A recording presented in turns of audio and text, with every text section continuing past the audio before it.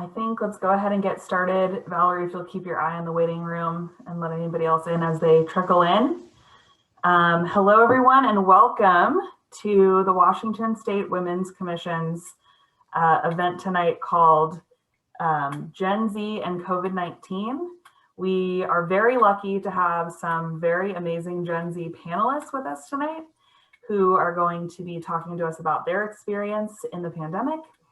And I, for one, repping the millennials, I'm very excited to hear from them and hear their perspective on things. Just to get us started, I just want to introduce Layla, who is our very incredible Women's Commission intern. She is the one who has been the force behind this event. She put it together and got all of our wonderful panelists here. And she's going to be your moderator this evening. So with that said, I'm passing things over to Layla. Right. Hi, everyone. As Kate said, my name is Layla Abe. I'm 20 years old. I attend Howard University, and as she said as well, I am one of the communications interns working with the commission, which is very exciting. And I was given the privilege of being able to use the Women's Commission platform to help uplift and elevate young women's voices. And I'm very excited about that too. So we should just get into it. In the beginning of March 2020, I don't think I ever really thought that we would be here. Today, a year into a pandemic with no definite end in sight.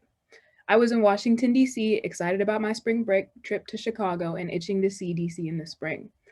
I remember hearing whispers about COVID up to this point, but I was positive that it wouldn't reach me. Then, in seemingly the blink of an eye, my university was shutting down and setting all of us home. And before I knew it, I had packed up my room and was sitting on my flight. While all of that might have sounded like a nice, smooth transition while I was on my flight home, it was a lot harder than I thought. I mean, we all remember what quarantine was like. Spending all of your time in your house all of a sudden made it seem like the walls were closing in on you. The realization that coming home was not going to be as simple and enjoyable as I thought it was going to be made me think about who else's expectations weren't really met. I started talking with other girls I knew and exploring problems we were having and realized that there was a lot of overlap with what we were going through. I went from feeling immensely alone to realizing that a lot of us were going through similar things.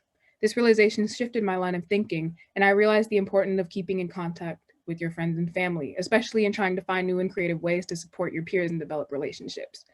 I ended up trying a lot of different ways to reach out to friends, whether that was watching TV together over Netflix party or some other new service, or just staying on the phone while we were starting our day. I realized it didn't take much to not feel so alone. And when given the opportunity to create this panel, I really thought about the ways that I could try and bring almost an awareness to this feeling that a lot of us have been having. So this is what I came up with. I wanted to see other young women voice their experiences during this time.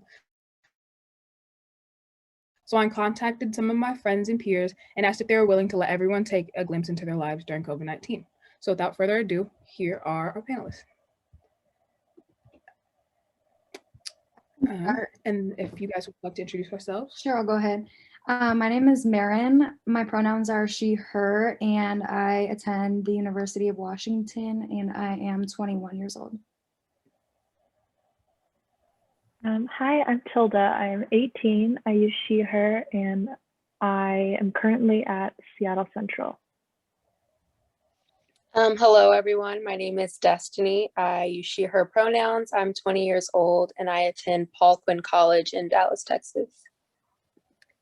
All right, so this is going to be generally broken into about 3 categories. One is about home and life, one is about mental health, and one is about interpersonal relationships. We will start with home and life. And the first question being is, what were your thoughts about your living situation at the beginning of the pandemic, and what thoughts do you have about it now? I'll for start. me, go ahead. No, you can go ahead. Okay, I have been very lucky to be living at home right now. So I'm actually living with my aunt, and that's something that I've been very grateful for because like with all that's happening and stuff, and like personally, I lost the job that I had previously had because of COVID. So that I know that if I did not have a stable place to live, and like a bunch of my friends, they've had experiences with like losing their jobs and being like, dealing with rent and all of that. And I think like at the beginning, it was definitely sort of like, oh, like it's just a small little, like a couple months away, like, it seemed very chill. And I think I kind of knew that like COVID being such a like deadly and then also pervasive illness, like, you know, it would continue, but at the same time, I think it wasn't quite like in my headspace as like something that was reality. And so it's like as time has gone on, I've become like increasingly very thankful for having like a safe and then also stable place to live and reside and all of that. Yeah. I feel like I have a pretty unique living situation. My grandma ended up moving in with us actually in the beginning of COVID. Um, so I came home from school and I, went to my home. We actually ended up moving after we decided that she was going to live with us permanently. Ended up moving during COVID to a house that was more conducive for her to live in as well. So just kind of like going through that moving process, and now like the space that we're in is a little bit more tight knit just because we kind of had to get a 1-story, so it was like easy for her to navigate. But it's definitely made me really appreciate family, and like Tilda was saying, like grateful to have a place to stay, considering so many people left their college living situation and then had to find somewhere else to stay. So just really gracious, really grateful for being able to still live with my parents and have a place to stay when I did come home is a lot of what I've been thinking about as well.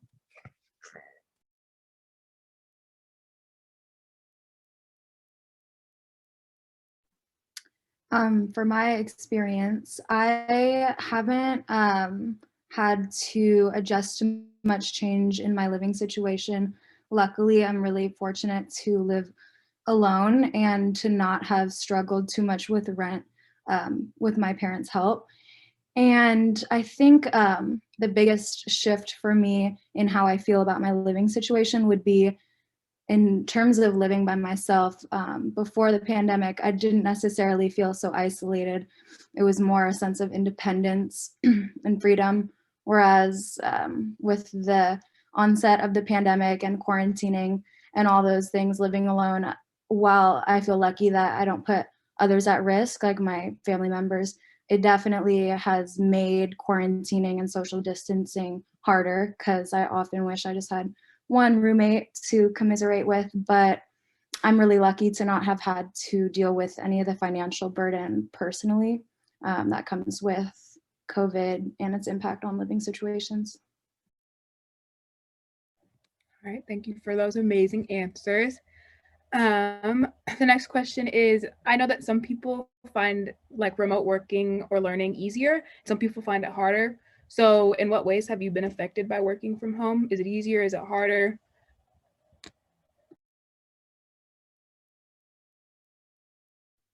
I'll start. So my school is set up in a way that's actually really helpful for me because I do work a job and I also have an internship and I'm taking classes as well.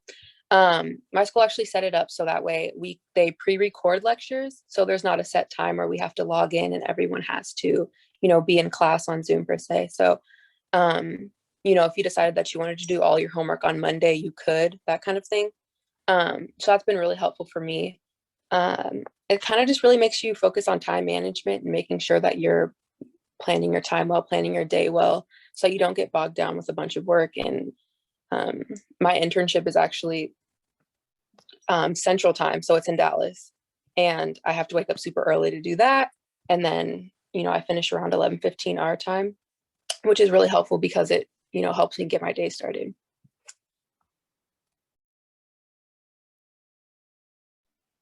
I think I've had a similar experience to Destiny's, in which like the classes that I've had that have been non like synchronized, and you can just show up whenever and learn on your own time frame, have been super great. But there have been a couple for me that have been like very like attendance is mandatory and like at kind of weird times, and those were definitely something that I kind of struggled with, both with just like attendance, and then on top of that, like making sure that I was managing my time well. It's so hard to do for me, and like just being without a consistent schedule in which like I'm going places has definitely like cemented that for me. But yeah.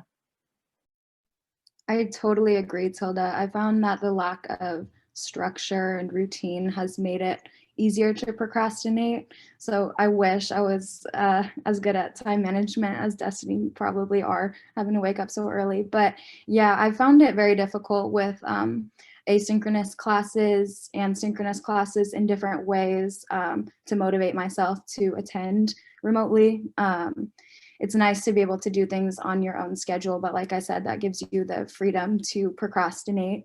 And I have ADHD and other things that I get accommodations for normally in school, and I'm lucky that the UW has done a really good job to translate those accommodations over to the context of remote learning. But yeah, so it's hard to complain. My school has been very accommodating in that sense, but like you said, Tilda, it can be really hard to manage your time when you have unlimited time. I kind of want to add on to that as like someone who went to school on the East Coast and had to come back, because when I had first started going to school here remotely, I had a 6 a.m. class instead of a 9 a.m. class. And I just think, I don't know, I just think that it is really hard for students, especially students who, moved across country for school and wanted to come home, to like basically adjust their time zone, but from where they live. And do any of you guys have any specific challenges with remote working and learning besides time management that you've noticed? Or yeah, for me personally, I think it's very difficult to communicate over Zoom if you have anxiety or I'll just leave it at that. If you have anxiety or not only communicating with peers, but reaching out to your teachers, I think can be a little bit intimidating over Zoom. And some of my teachers have enforced like mandatory camera use, which I understand, because at the beginning of COVID, everyone would have their cameras off and no one would be responding. And I could understand how that would be frustrating for the teacher, but it was also frustrating as a student because you're just not gaining much when the professor's just talking at you for 2 hours. So I did sympathize with them for that, but at the same time, I don't always feel comfortable being on camera, especially when you're expected to sit still for a certain amount of time. And yes, to answer your question, Layla, I think that just the dynamic of being on Zoom and interacting that way has increased my social anxiety when I do have face-to-face encounters, and has made me less comfortable reaching out to professors, but also to peers for help in classes.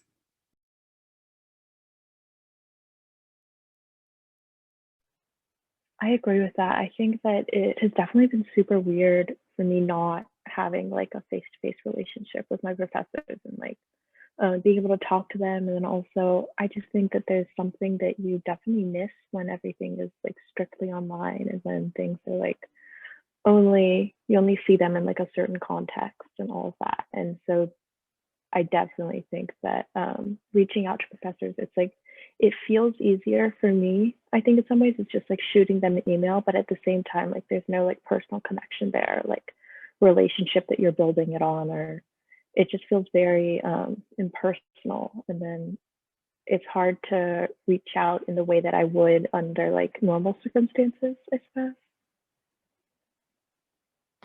Yeah, I definitely agree with what's already been said. It is really hard to build those personal relationships with either people in your class or your professor. Me having to watch like pre-recorded lectures and not necessarily sit on a Zoom call with my classmates makes it difficult as well, because I don't know who's in my class. And, when I would normally meet up with students after class and say, hey, do you want to have a study group? Or, do you want to study for this test together? Like, I can't really do that because I don't necessarily know who's in my class. So it is hard to build those personal relationships with your professor or other students. And I think that has been another barrier when it comes to this new online learning situation. I did want to add one thing also to answer Yoshiko's question in the comments.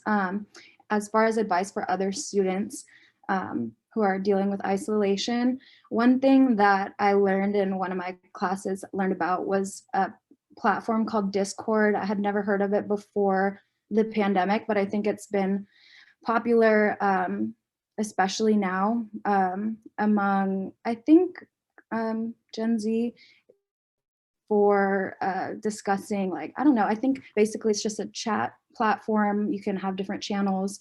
But anyways, the way I found out about it was actually someone set one up for one of my classes, because we were doing a group project for the whole class. And I thought it was really useful, a useful way to reach out to my peers, because I wouldn't feel comfortable like emailing them, or I've never messaged someone on Canvas. I guess that would work too, but it was nice to have that casual channel of communication where we could talk about things we were struggling with in the class and not have to do it in the Zoom chat in front of the professor necessarily, or have to like reach out via email or something like that. So anyways, Discord was something that I learned about that I think a lot of students, at least at UW, have been using to stay connected. All right, kind of adding on to the answer to that question, actually, have you found any other solutions to issues that you might have with like remote working or learning, and like maybe study methods or something along those lines that make it a little bit easier for you to learn?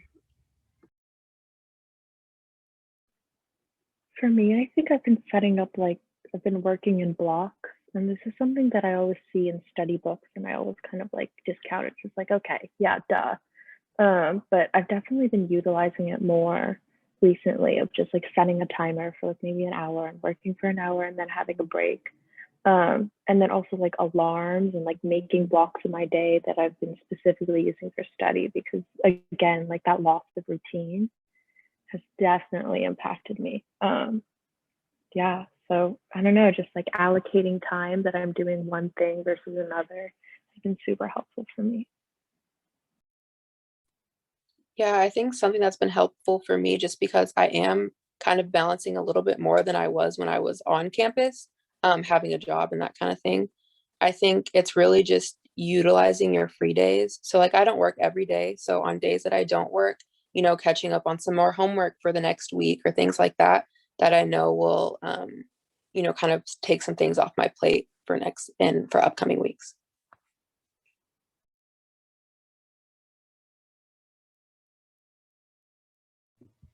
I actually did also write a list of other things.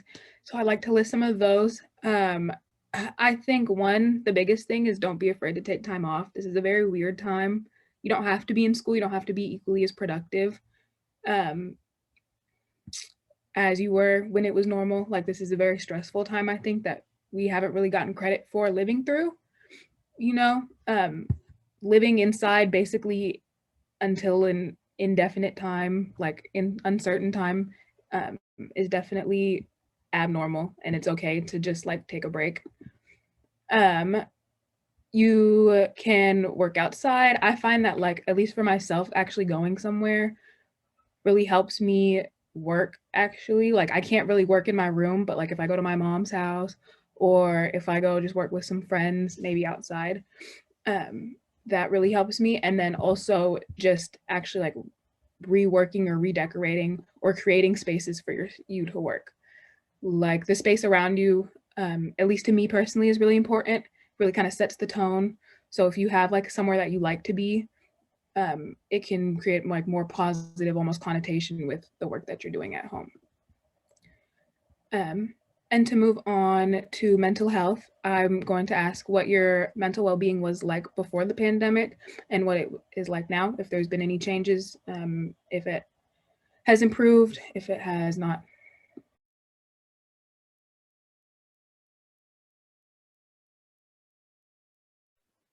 I can start. I think, speaking from my experiences, I've definitely struggled with mental health in the past. And so, like, depression and all of that. And I think also just combined with just the stresses of the world beforehand, things have been totally crazy. And it was kind of like, I don't know, not to over exaggerate, but a little bit like emotionally stressing. And then that on top of like mental stresses and then everyday life just being kind of hectic for me was definitely hard before everything shut down. And like, and I think like at the beginning of being in quarantine and not going anywhere, it was like very beneficial for me because I had some time to just like relax and decompress and just be by myself. And I think I kind of came to understand a little bit more what I enjoy doing just alone and like how to be with myself. And that was super, super helpful. But at the same time, then as like time went on, as I like got less interaction with friends and like that started to take a toll too. And then it became sort of like a very depressing sort of being alone. I don't know. And I think that at this point, I'm sort of at a place that I'm relatively content with, but at the same time, we're definitely like missing social interactions. And for me, like not being able to see as many friends in person, because I like to see people and I like to talk to people, has been very hard. But I'm kind of like rationalizing it with other things like, you know, texting with friends or FaceTiming, or even just having like one friend that I hang out with a lot. But yeah, and so it's like for my mental health, it was really good. And then I got kind of bad. And it's truly just a never ending like wave, you know, like a tide.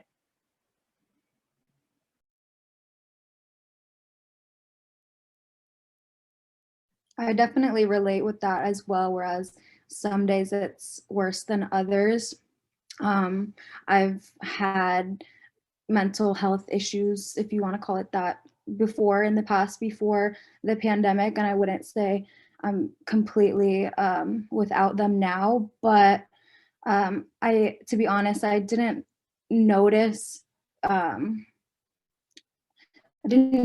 much of a change.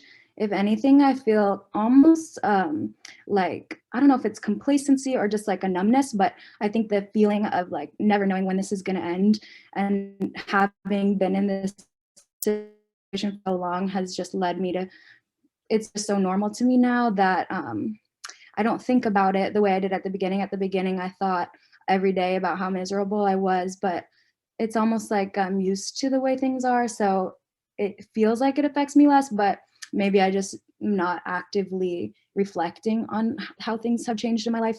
I'm more just have accepted them maybe, but it's hard to say definitively if my mental health has gotten better or worse. Cause like you were saying, Tilda, I think it comes and goes and some days are better than others. Yeah, I definitely agree with what's been said.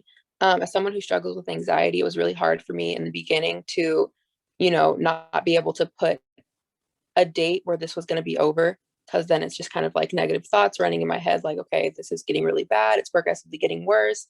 And there's nothing that I can do besides, of course, stay socially distance and, you know, wear a mask, but there's nothing I can actually do to make it stop.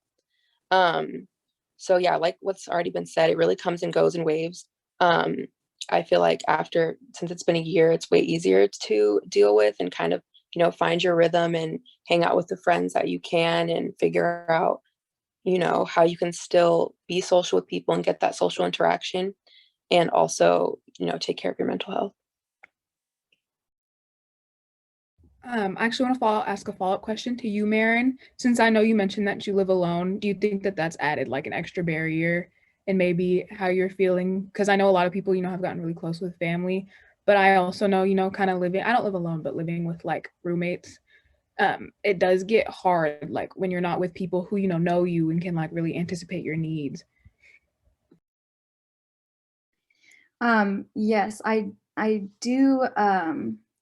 I think it's like a unique situation because I honestly feel like it's a good thing that I haven't been around my family as often as I would have been if I was living with them.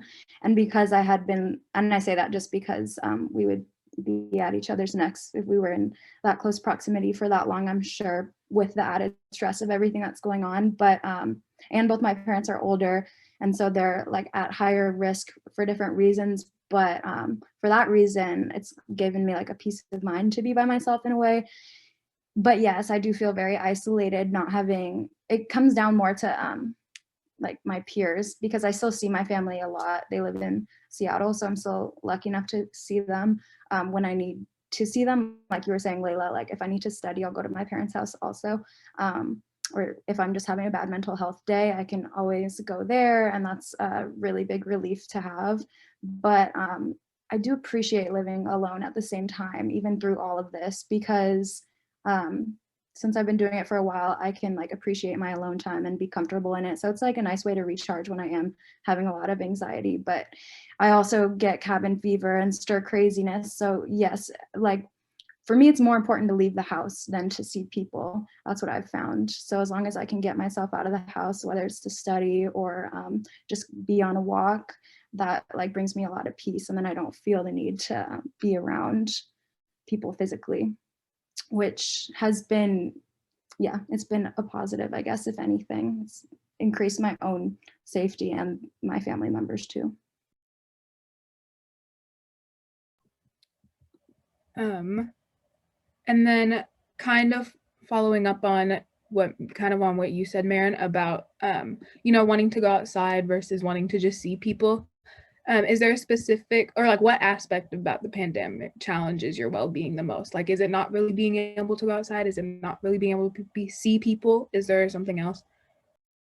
For me personally, I think it's the seeing people, because I can get outside. Like, we live in a beautiful city and I can get outside when I need to. There are so many parks and I can go to the water where I love to be, and that's a really calming place for me. So I know I always have that, but as far as my mental well-being goes, I do think that not being able to see people has a greater negative impact, whereas like being alone, being outside has more of a healing impact than being with other people, because when I am with other people, I have more anxiety, obviously, because you're at risk.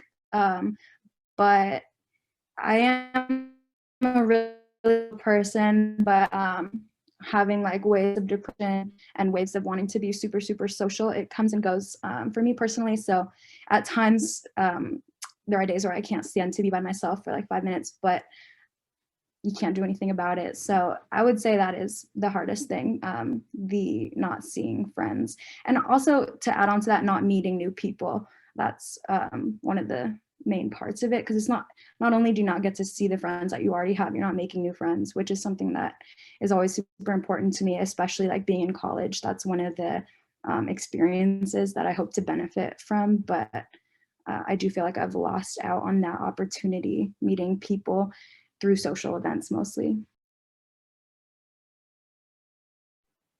I agree. I think everything that Maren said, like 100%, I really, really have had moments of like, I don't know, just very deep longing for like meeting new people and hanging out with friends and just getting that social interaction, and those moments of time with just people that are not myself and my aunt, because, love her, bless her soul and all of that. But we've had a lot of time together, and I just miss my friends and I want to meet new people. And that has been kind of, there have been just like days where I'm like, oh my gosh. And it's really hard just having no way to fix that, I guess. I think it's like sort of a feeling of powerlessness that is more so impactful for me than anything else. But absolutely, like going outside is really nice. And like those moments when I do get to go on a walk or like go do something, it feels really refreshing. And I've been very much enjoying that.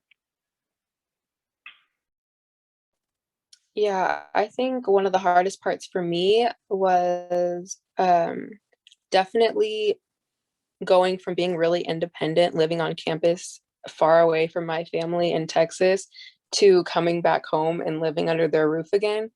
I think that is definitely been the hardest part, because it's like, they're here and they're doing what parents do, and they're nagging and they want to check in on you all the time, and you're like, I love you, mom, and I love you, dad. And this is just weird for me, because I had just been getting acclimated to being by myself, and being independent and making choices that I want to make, and not necessarily checking in with people when I leave and when I come. And so that's definitely been a hard part for me, especially because, like Tilda was saying, I do spend a lot of time with my family just because we're all in the house all together at the same time. Like, I have a little sister who works she does her school from home, and my mom works from home, my dad works from home, and my grandma's also here. So it's like full house all the time. And definitely gets, just it's like I've overextended my family time and I want to be with friends, but know that I can't necessarily go out and be with friends all the time. So I think initially at the beginning of the pandemic, especially when vaccines weren't really developed, we all kind of saw it as like our saving grace or like, the end to the pandemic.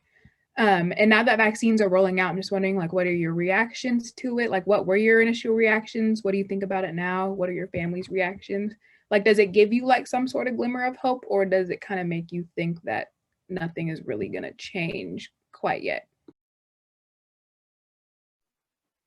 For me, it was a super huge relief when my grandparents got vaccinated, because they were in the first group of people basically that were able to get the vaccines. They're old, and there would be things that like I would have to drive to their house and do something for them because they're old again. And I would just be so scared every time because I was like, I haven't necessarily been doing anything, but at the same time, I want to make sure that they're as safe as possible. And I don't want to be the reason that like something happens to them. And so then when they got the vaccine, that was a really big relief for me and my family. And I think that was like the biggest impact that like the development and then rollout of the vaccine has had. And now, luckily, because I'm a food worker, I'm going to be able to get that. And that's also a relief. But at the same time, I know people that have gotten vaccinated and then they've just been like, oh, like, whatever, now I can hang out with as many people as I want. And that's something that is very scary to me because that's not true at all. You can still transmit COVID. And I think that just around me and in my like social media sphere, there are a lot of people that seem to like not be quite cognizant of that. And that's something that's like, as I watch it develop, I'm afraid that we're going to end up having like more cases. And I just want this to be over so much. And, vaccine, it should be helping, but the fact that it's empowering people to, I guess, be a little bit more reckless is something that's very scary to me. I think those are my main thoughts on it. Yeah. Yeah, I definitely agree with everything that Tilda was saying. Everyone in my house, actually, except for my little sister, um, has gotten vaccinated. I had my first shot already, just because we live with my grandma and we want to ensure that she's as safe as possible. Just because I go into work and my little sister goes into school, and so that kind of thing. I think there was a lot of negative stigma behind the vaccine, and that's kind of tainted, I guess, like the way people look at it and see it. Like I have a lot of friends that refuse to get vaccinated just because, they're skeptical about it working and the effectiveness. And but for me, I was just kind of like, okay, this is what you have to do in order to, keep the people around you safe. Like I'm not going to put my grandma in danger. And, if I have the opportunity to get vaccinated and ensure that she's safe and healthy, like I'm going to do that. And then also like going into work, like I work at Starbucks and come in contact with a lot of people every day. So just making sure that I'm keeping myself healthy as well.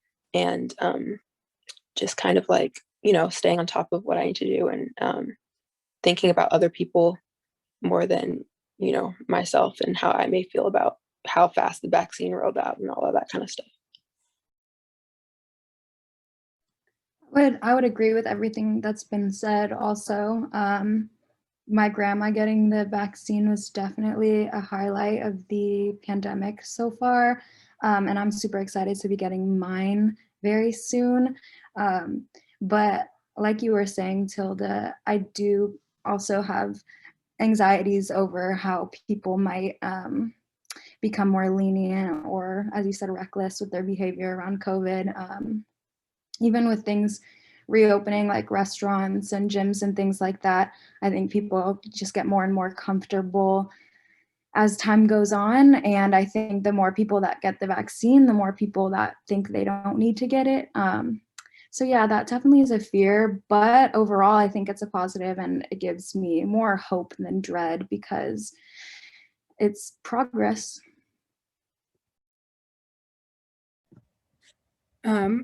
And lastly, in this section, what are the most effective solutions you guys have found to like, you know, feeling better when you have, say, a bad mental health day? I know we've talked a little bit about this already, but if anything hasn't been said that you think is important. For me, really spending time, and this probably sounds so trite because everybody has said this, but finding time to exercise and do hobbies has helped a lot. Like, it sounds like a trivial solution because it's what everybody says, and when you're feeling your worst is when you want to do those things the least, but actually working out has been one of the best antidepressants that I've tried, and it is no joke, that really does help. And also just spending time, when I say hobbies, like working on things that bring me joy, but also make me feel better about myself. They make me feel productive, like I'm learning something and like I'm producing something in a time where I feel very unproductive. So yeah, creativity and physical exercise have been really good outlets for me and have definitely helped the more I devote time to it, which isn't always easy, but it definitely helps for me.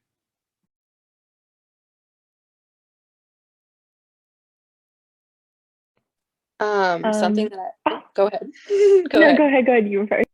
Okay. I was gonna say something that I started doing recently when I have bad mental health days is just write a gratitude list and get like really specific with things that you're like thankful for, like super specific, not just like a roof over your head, but just, you know, a specific thing that someone did for you, or, you know, something forever ago, just something that you're really thankful for, because I feel like it's so easy to focus on the negatives, especially during this time, that it's really important that you do reflect on things that are going well. And even when it's super hard to, you know, see sunshine at the end of the tunnel, um, that, you know, you reflect on better days or times where you were feeling a little bit better. For me, I have had a couple of very niche interests that I've just gotten super into over the course, like, you know, like a month or something. I was really into menswear for a while. And so like I would be feeling bad. I was like, oh, let's just go look at the fitting of suits. And that's kind of random, but also listening to music. I have like one album that just ignites something in me that is just pure happiness, and I love it. Hope World by J-Hope. It's very good. And just finding small things for me has been super impactful. Like dance parties with myself. I look like a fool, but it's fun. And it has just been super, super helpful when I'm feeling down, because it's something that I can do by myself and it feels fulfilling, but at the same time, you know, it doesn't necessarily require a lot of effort. So it's easy to do when I'm not super motivated. Yeah, I think adding on to that, for me personally, if you can afford it, seeing a therapist, like I see a therapist remotely over Zoom, and it actually really helps with like break that like awkward barrier that you have in person. Like I don't like crying in front of people, but if I get emotional during a Zoom therapy session, it's a lot easier than if I was in person. If you can't afford therapy, there are a lot of therapy hotlines. I can drop some in the chat if people are interested in that. I also think surrounding yourself with like affirmations and positive energy is a good thing. Like I have affirmations written all over all of my mirrors and my walls. I literally have like some on my body. I've gotten tattoos over the last couple months. And I think just reminding yourself of like, you know, the things that you want to like want in your life, even if it's not going to be right now, is really, really a good thing. And, you know, just thinking that, you know, at the end of this, it's going to be worth it. Something good is going to come out of this. I think that those are really good ways to cope. Moving on to our interpersonal relationships section. Do you think your friendships have strengthened or weakened over the pandemic, and why do you think that is? I feel that my friendships have become fewer but stronger. It's definitely weeded out the fake friends, I would say. That's like one benefit, where yeah, just the fact that the people who are really going to be there for you are going to be there for you in a time like this. So yes, people's true colors have definitely shown during this time with everything that's been going on. And I would say overall the quality of my friendships that I have maintained have improved because we take more effort to check in with one another and to take the extra effort of picking up the phone when you're thinking about them, because you wouldn't necessarily have the opportunity to just hit them up and go grab food or anything like that. So yes, I would say in a way my friendships have strengthened because the people that are in my life have been really supportive, and I've learned, like, as you get older, you just need a core group of really solid people in your corner, which I think has become obvious to me in this time. I've had a similar experience, but also I think for me, some of my best friends, I've had like the same best friends since like maybe I was 5, and that's something I'm really thankful for. And with those like 2 girls, we've been besties forever. I've noticed that I really haven't talked to them a lot, but at the same time, whenever we are able to like interact, it's still like super strong. But I've also made like 1 or 2 new friends actually, like throughout quarantine. One of them just like bonding over interests, and now one of them is like my best friend. And it's been really interesting because not being able to see people in person, it's a different way of interaction, I think. And then also at the same time, it feels like it takes a lot more commitment. So it's like when I am working on relationships and like when I'm putting time into hanging out with people or interacting with them, it takes that much more effort. So it feels more precious, I guess. Yeah. And so like I've definitely valued my friendships a lot more in a way that I didn't before. Yeah, I think I agree with everything that's already been said. And I think that during this time, it's made me like think a lot more about what a friend actually is and, what you require from different people in your life. Like maybe one friend you guys check in every week, and maybe one friend you have to talk every day. Like I know Layla and I get ready on FaceTime every day. We do makeup and we catch up. And then I have other friends that like I only have to talk to once a month to feel like you know, caught up with them and everything's fine still. It's just I don't have to talk to that person every day. Um, so I think that this has shown, who your true friends are, because it is like you do have to try a little bit harder to reach out to people. And even during this time, like I've had friends that, I hadn't communicated with in a while, and they kind of came back. So I'm like, oh, like this is a good friend. Like this is a good time.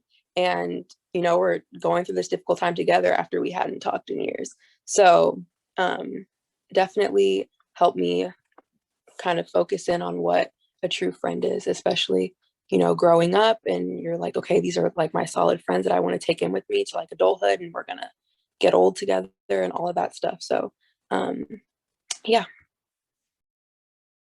Yeah, I will add, I have been noticing, I feel like a lot of people are like rekindling friendships that they hadn't had. I don't know if it's maybe because people are just spending a lot of time with the same people and want to like branch out or not, but I have noticed like Destiny and I became really good friends throughout the pandemic and weren't necessarily super connected before.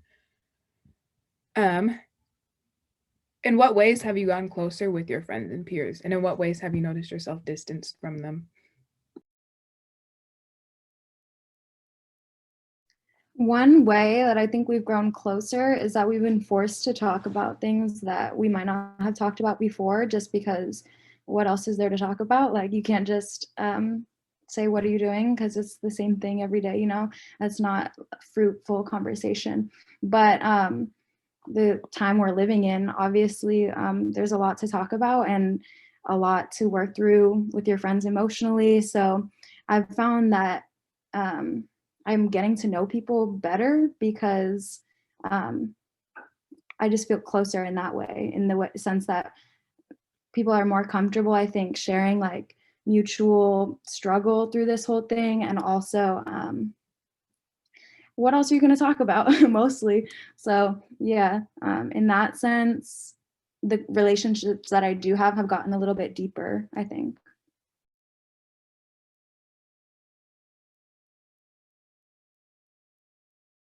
I agree. I think it's also, you have to get really creative with what you want to do. If you want to like hang out with your friends, or if you don't want to have a conversation, maybe you guys get on a Netflix party.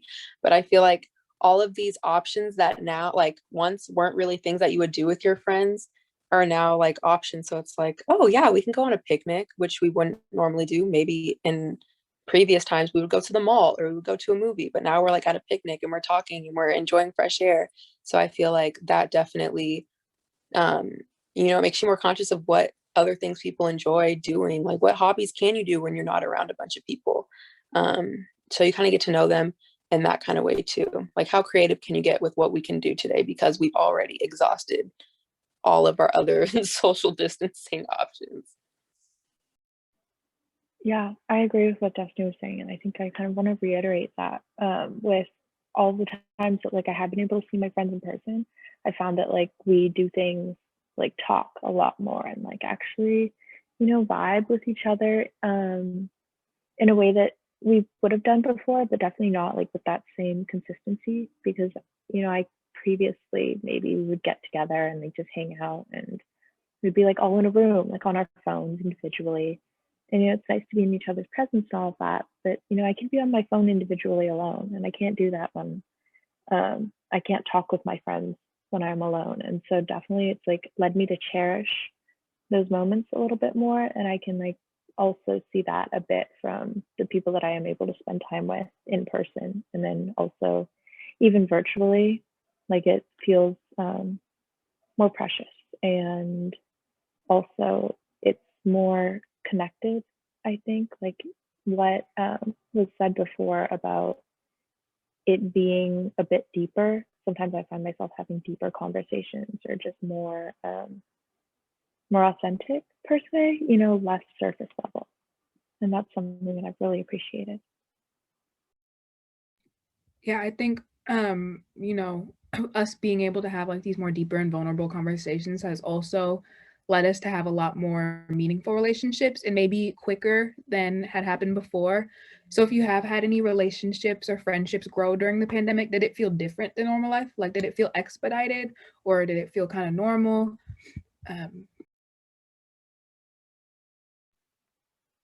In my case, because I did make like such a good friend over this time, it definitely felt quicker. But at the same time, I think um, part of that was just because it was like we bonded primarily over like a shared interest, and it was like diving into that, and then we got super close, and now like I would consider her one of my best friends. But it definitely like it feels a bit deeper, and like if I had made a friend, like if we had become friends, perhaps like pre-COVID, I would not know all of these things about her that I do, just because when we do talk, there's like so much more that comes out. Yeah.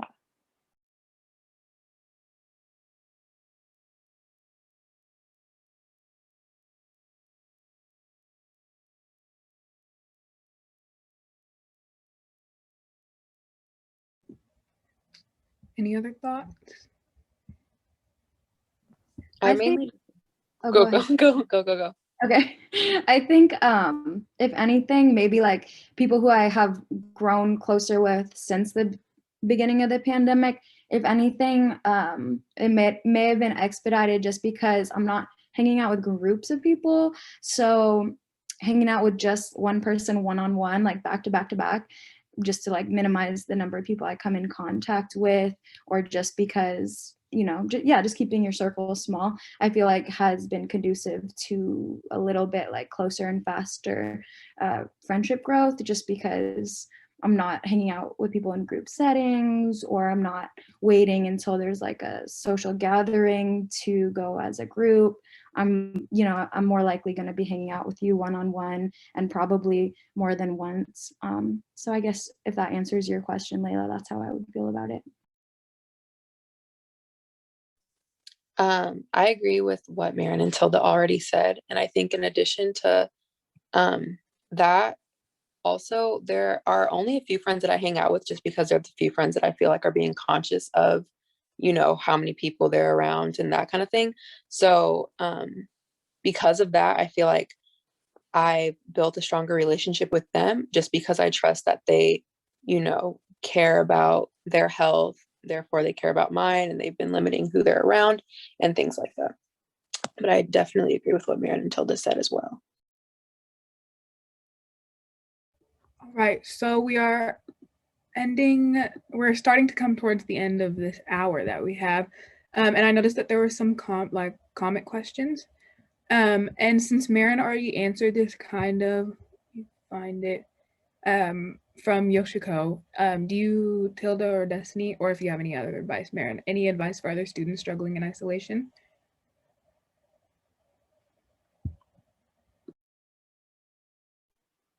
I kind of said it before, but 100% just allocating time and like structuring time for me has been like just intentionally being like at 12 o'clock, I'll start doing this has been super helpful. And then also finding like decompressing strategies also. So like combining a little bit like the things that make me feel good in between studying and all that, because it can feel very isolating when you're just by yourself and studying, and then there's nothing to break up that monotony, and then you're just studying more alone. And so finding times like in between those study blocks of like doing something that I really enjoy or like feels fulfilling, or something just kind of chill to get my mind off of schoolwork and like stressful things for a little bit has been super helpful for me.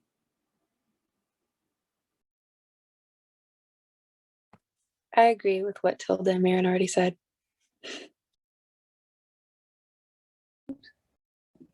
Okay. From Graciela, sorry if I said that wrong, but what are you most looking forward to after the pandemic?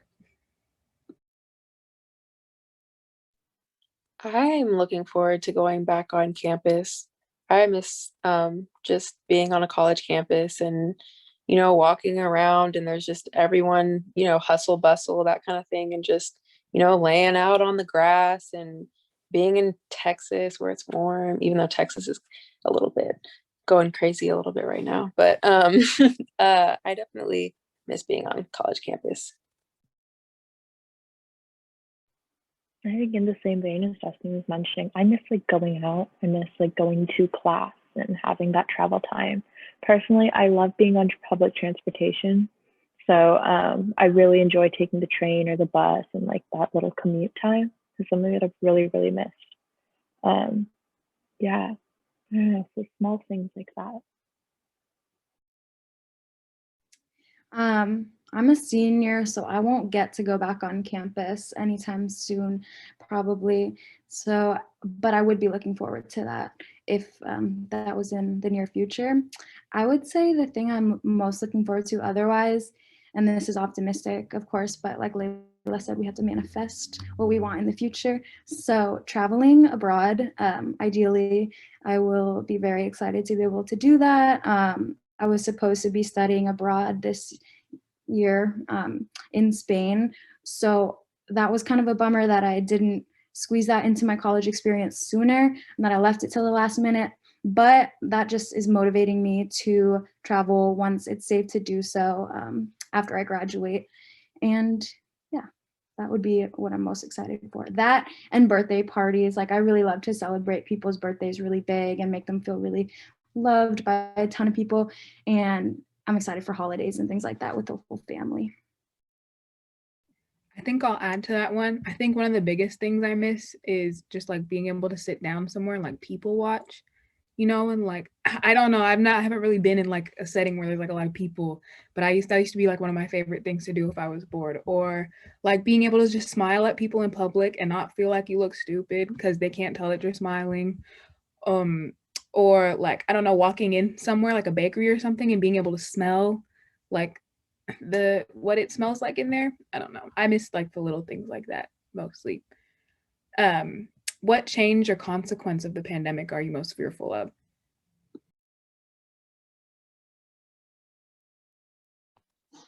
I think what makes me scared, this probably won't go away for a while, if ever, but masks.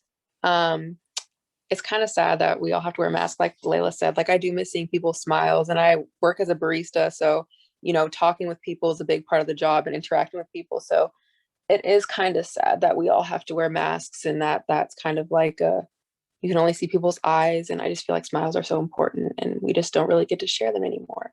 So that's kind of my thing.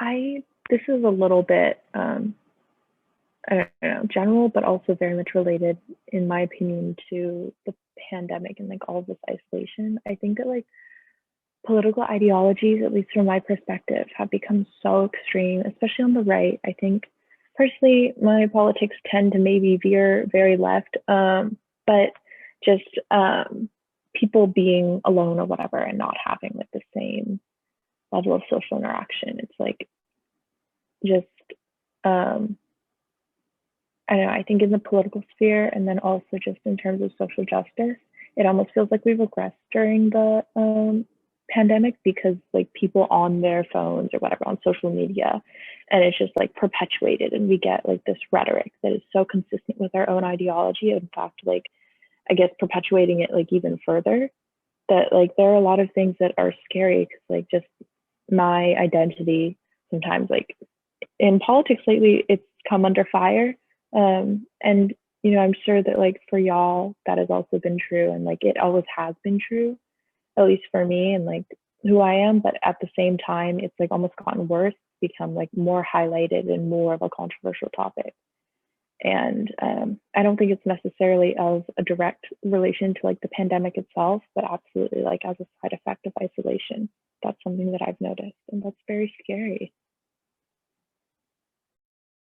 And I would leave Tilda with the last word on that one. I thought you answered that really well. And I agree with everything you said. I think also adding on to that, I'm actually very concerned about like what people who had COVID will be like 5 or 10 years from now. Because we don't know long-term effects. And so that's really concerning to me that people are kind of acting like if they get it, they'll be good and that'll be it. So I think that that's the biggest concern that I have. And then our last question that we have time for, do you feel like your career trajectory will be affected due to COVID? Will you have to choose a different path?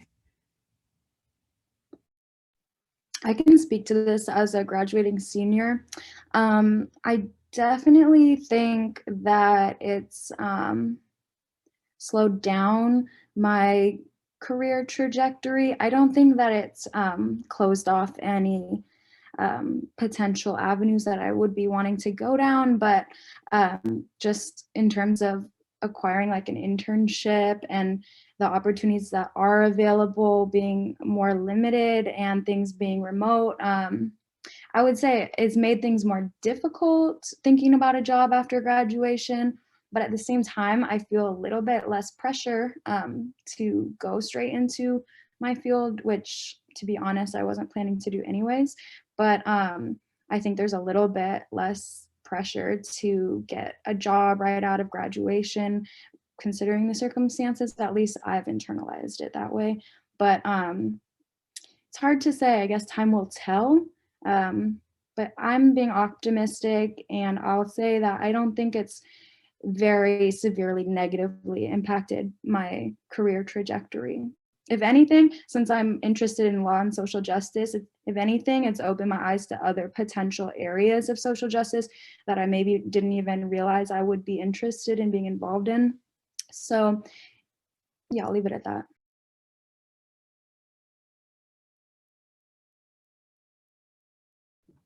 Okay, so if there are any other answers to that question, we're gonna wrap this up. I really want to thank Destiny, Maren, and Tilda for joining me and giving really insightful and amazing answers. Thank you to Kate and Valerie, who's not here right now, because she had to go to class, for helping me set this up. And thank you you guys for attending. Thank you. Thank you. Yeah, thank you for having Thank you. Yes, Thank you, everyone. Will be a blog post next week up on the Women's Commission website with links and other stuff, so you can rewatch this or share it among your networks. So